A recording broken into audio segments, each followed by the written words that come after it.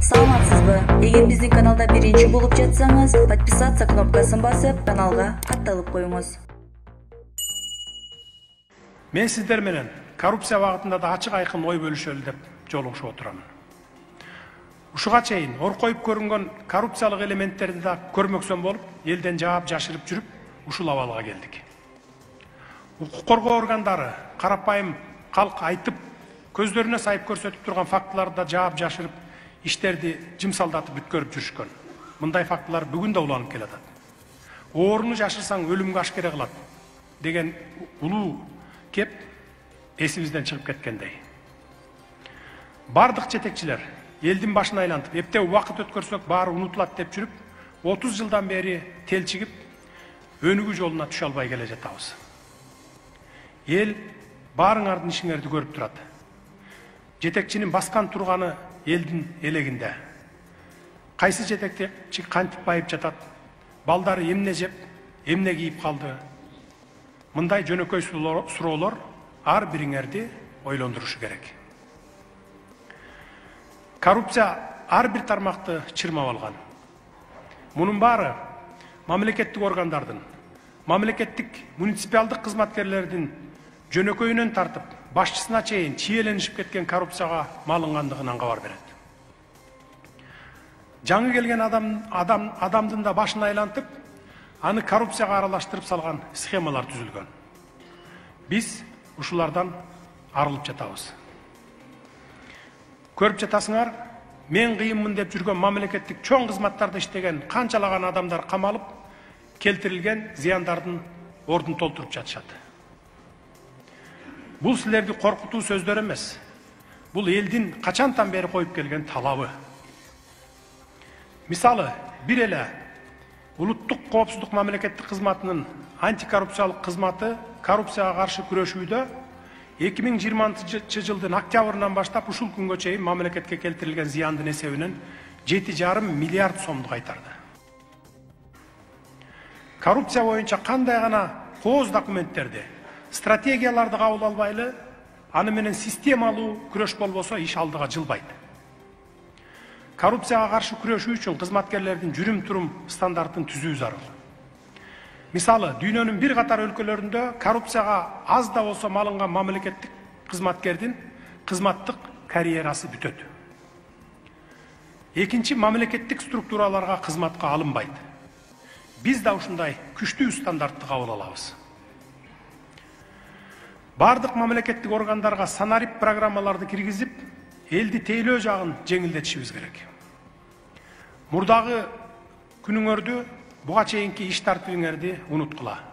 Ар бир мүнөт, ар бир күнүбүз текке кетпесин. Чечкиндүү кадамдарга баралы. Ишиңердин натыйжасын кыска мөөнөттүн ичинде көрсөткүлө. Жыйындын урматтуу катышуучулары, Кыргыз Республикасында 17 миңден ашык өкмөттүк эмес уюмдар каттоодон өткөн. Бирок сиздер билгендей, көп учурларда өкмөттүк эмес уюмдар ашыкча саясатташканын байкоого болот. Бизде саясий коопсуздук суроолорун жараткан маселелерди ушул чөйрөдөн көрө алабыз. Ушуга байланыштуу коммерциялык эмес уюмдар жөнүндө мыйзамга быйылкы жылы Жогорку Кеңеш тарабынан киргизилген өзгөртүүлөрдү колдодум. Жарандык коомдун бардык институттары менен мамлекет өз ара аракеттенип, мамлекетибиздин бекемделишине, өсүп өнүгүшүнө багытталган иш-чараларды өткөрүп, өнөктөш катары иш алып баруусу абзел. Ал эми мамлекеттүүлүгүбүзгө, саясий коопсуздукка кедергисин тийгизген уюмдар менен мыйзам чегинде тиешелүү иштерди алып барабыз. Өзүңүздөргө белгилүү, бүгүнкү күндө өлкөдө 80ден ашуун этностун өкүлдөрү жашайт. Бул этникалык көптүрдүүлүк биздин байлыгыбыз. Биз аны сактап, ынтымакта бирдиктүү улут катары өнүгүүгө жагымдуу шарттарды түзүшүбүз керек. Бирок этникалык чөйрөнү тар саясий кызыкчылыкта пайдаланган учурларга жол берилип, 2010 жылдагы каргашалуу ийин окуяларынын чыгып кеткенин жакшы билебиз. Азыр деле этникалык негизде жарандарды саясатка тартууну кадимки адатка айландырган саясатчыларыбыз жок эмес. Мындай жагдай этникалык чөйрөнү саясатташтырып, жиктешүүнү күчөтүп, элдин биримдигине өз кедергисин тийгизип келет. Ошондуктан Ички иштер министрлиги Улуттук коопсуздук мамлекеттик комитетин мындай көрүнүштөрдүн алдын алып, тиешелүү ыкчам чараларды көрүүгө тапшырамын. Айрыкча шайлоолор учурунда абалды тыкыр көзөмөлгө алыңыздар. Жогоруда айтып өткөн маселелер бардык көйгөйлөрдү камтыбайт. Мен болгону өлкөдө бүгүнкү күнү орун алган негизги гана көйгөйлөргө токтолдум. Ал эми жарандардын жашоо шарттарынын сапатын жогорулатуу, өлкөбүздө социалдык экономикалык багытта орун алган көйгөйлөрдү комплекстүү чечүү максатында Кыргыз Республикасынын 2026 жылга чейин өнүктүрүү программасы тууралуу жарлыкка кол койдум. Өлкөнү социалдык экономикалык жактан өнүктүрүү үчүн атайын чөйрөнү түзүү, жарандардын жашоо сапатын жогорулатуу, кризиске каршы чараларды көрүү, өнүгүүнүн узак мөөнөттүү максаттарына жетишүү үчүн негизги шарттарды түзүү аталган программанын максаттары болуп саналат. Ошондой эле бул программа төмөнкү негизги көрсөткүчтөргө жетишүүнү көздөйт. Экономикалык өсүштүн реалдуу темпин жыл сайын орточо алганда 5% деңгээлде камсыз кылуу.